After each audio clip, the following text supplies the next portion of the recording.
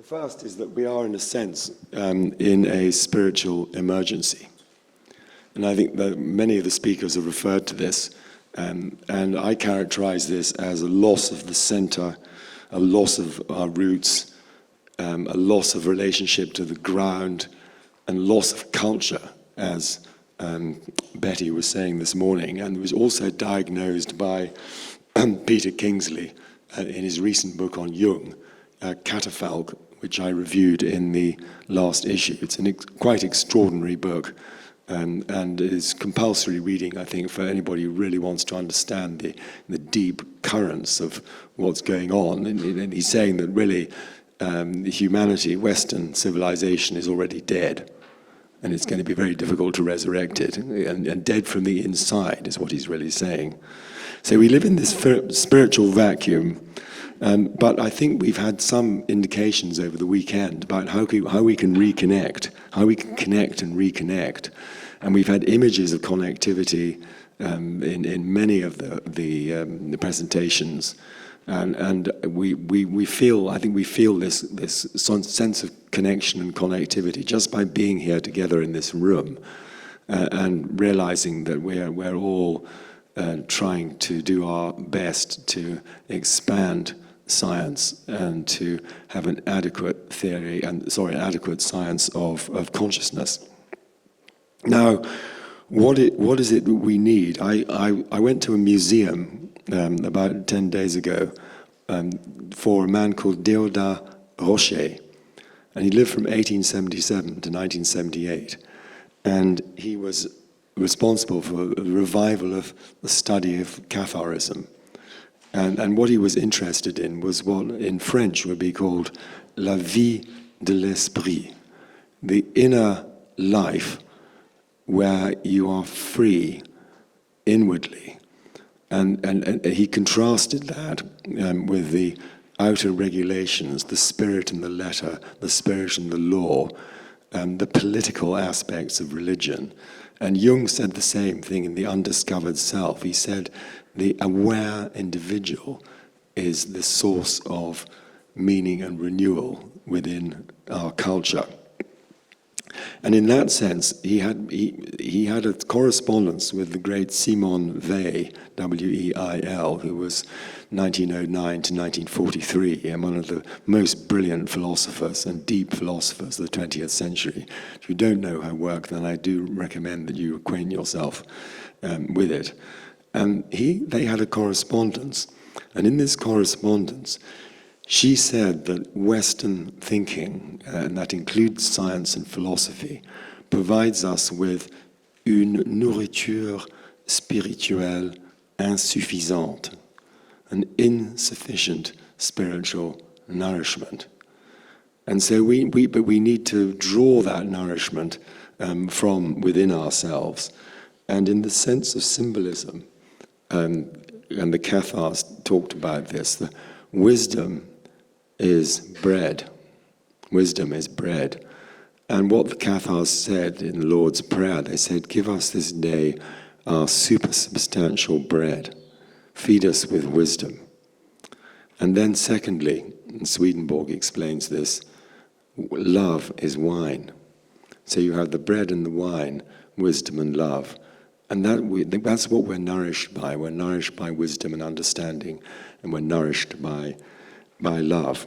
And this helps us on our journey of gnosis, from sleeping to waking up, from forgetting to remembering, from separation to oneness, from darkness to light, and from ignorance to gnosis, to realizing the oneness of life and consciousness.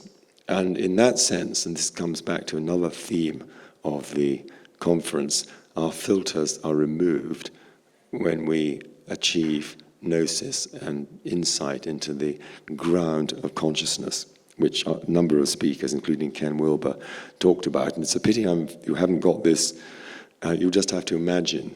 I've got two columns on this last slide, and it says science, spirituality, and then it says experiment, experience, research, case studies, third person, first person, quantity, quality, outer, inner, theory, theoria, which is contemplation, or practice, analytical, synthetic, reason, gnosis, and underneath it says complementarity.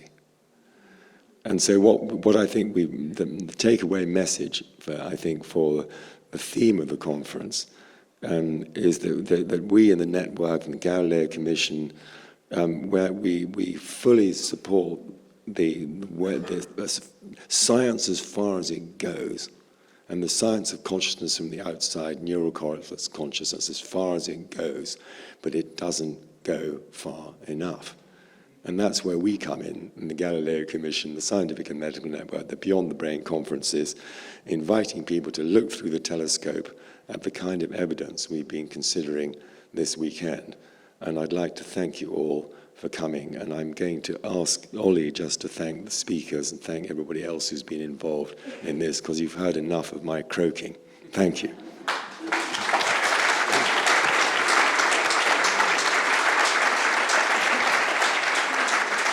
So it is indeed time to wrap up with some thank yous. Can you all applaud yourselves for being here, please? Thank you very much. You know, this is a place of where we gather together to run contrary to the mainstream, and it's a courageous place to be. So, thank you all for being here. It means a lot to us. Andrew, Michelle, and the volunteers, can you come down the front, please? Can you all come down the front? Pascal, Jess, Michelle, any of the other volunteers in the room? Gabrielle, if you'll come down and just stand in the front, please. Thank you very much.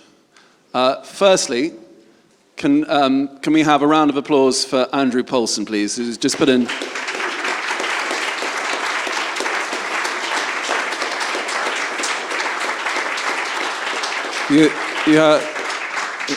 Andrew has put in unbelievable amounts of work into this, not least of which is making the live stream happen, which Andrew has been instrumental in doing. So I'm enormously grateful to Andrew. Thank you. Thank you. And Andy, who's been running the live stream, do you want us to stand up and say thank you, Andy, for doing that? And thank you to Nick, who's been taking all the video. So thank you, Nick, who's already taken. And a round of applause, please, to Michelle and the volunteers who've been amazing helping out through the weekend. Sure. And next to the chairs, so thank you, Joan and Peter. And Janine, are you still here, or have you gone? I think Janine's gone. So a round of applause for the chairs as well. And then a veritable whoop for our wonderful speakers. Thank you so much, speakers.